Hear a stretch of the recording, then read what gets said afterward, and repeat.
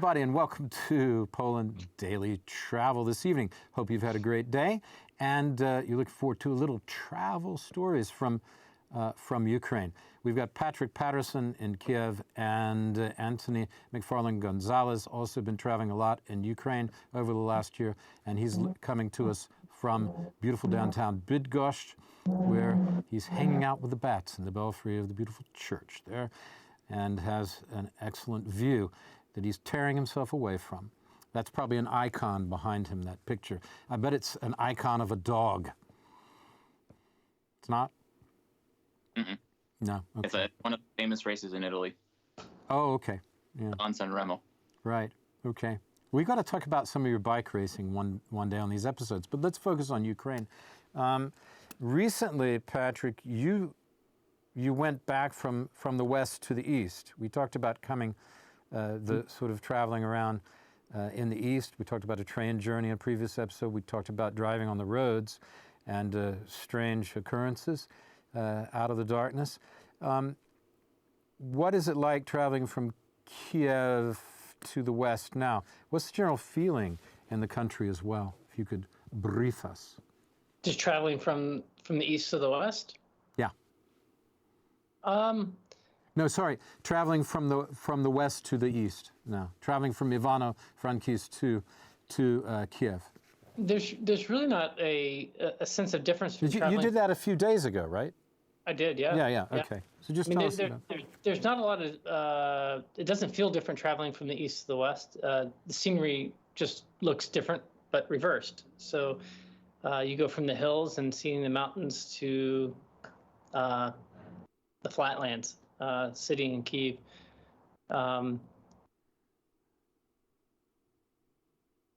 So Ivano-Frankivsk is pretty close to the mountains, isn't it? Yeah. Yeah. To both Romania and, I suppose, Hungary, Slovakia. Yeah. Yeah, Ivano-Frankivsk is kind of the in the past it's been kind of that touristic spot of the landing spot or the coming back spot from the Carpathian Mountains. So if you're going to the Carpathian Mountains in Ukraine, you'll be in Ivano-Frankivsk, and it's an hour and a half drive to the foothills of the mountains from there. Vice versa, if you're returning from the Carpathians, you're gonna hit Ivano-Frankivsk. So I think that in the past that's kind of what their tourism has been based off of is the Carpathian Mountain experience. It's always been my stepping point into the Carpathians has always started from Ivano-Frankivsk. Yeah, and what's the town like? I hear they have a nice old town there. Is that correct? Or? Yeah, there's a traditional Ukrainian old town. I think what's different from like Kyiv is the buildings are a lot lower. So there's a little bit more similarities to the architecture in Dnipro to Ivano-Frankivsk. There's one like central like walk path strip in the center of town in Ivano-Frankivsk.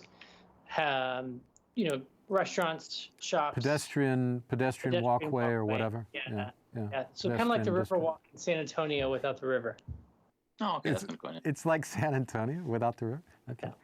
Yeah. We don't have a lot of those pedestrian places in the United States, do we? It's more common in Europe. Even in now in Poland, in many of the towns, they've converted even the smaller towns, they've converted the center to only walking districts, and it really is an improvement. Speaking of travel, right? Travel in Poland. I recently was in Poland, and I was at a unnamed hotel near the airport in Kraków. I won't say which hotel that was, but it's such a interesting experience when you're not a guest in the hotel that evening, but you're a guest in the hotel the previous evening, and you're asked to leave because you're not a guest. What? They asked you to what? They asked me to leave because I was sitting in an area of the hotel that was closed. But you had been a guest, but you were leaving at some point. Yes. And you were just maybe on your computer or whatever. Yeah. What about, Drink- did they have a restaurant or something? Drinking coffee. Yeah, the restaurant was closed. That was the whole deal. The night security guard asked me what my room number was, and I said, well, I'm technically not a guest tonight, but yesterday I was a guest, but I'm just staying here to catch my bus out front to Ukraine, and he told me to leave. Oh, that's very strange.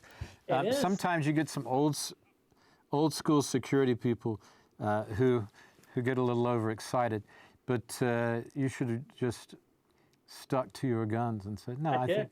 think I'll take it easy here." And I bring him my tea. yeah, go. Thank you. Just be very polite and say, "Thank you very much. What a kind offer." Speaking English. Anytime Yeah. anytime anyone gets upset with me in Ukraine or Poland, I just smile and speak English. There you And go. they have no idea what to do. Look, that's all we've got for this episode. Okay, everybody, we'll see you tomorrow night. Thanks for watching.